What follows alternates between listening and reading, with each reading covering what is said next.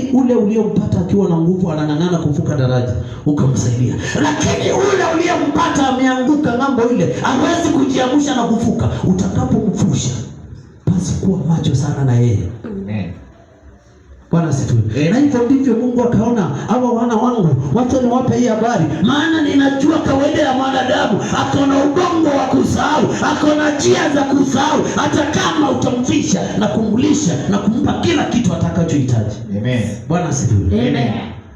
Hapo ndipo akawaambia, mtakapokuwa ng'ambo ile, mkuwe mmefanikiwa, mmejenga manyumba mazuri, mmefanya kila kitu, basi msije mkasahau. Bwana asifiwe. Amen. Maandiko haya yananena na sisi.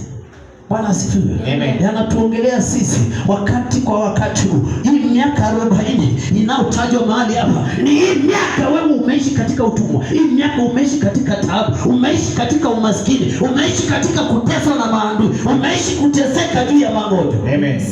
Bwana asifiwe. Amen. Lakini ulipokanyaga katika madhabahu ya Jehova, tulipokuombea tu ukafanikiwa, ulipovuka ng'ambo ile ukasema, unajua mtu kama ashafuka amefuka, hii daraja haina haja ya kwenda na unafunja ile daraja. Bwana asifiwe. Amen. Na ndipo maandiko yalikuwa yanaonya wana wa Israeli, maana Mungu alijua mioyo ya wanadamu jinsi ilivyo.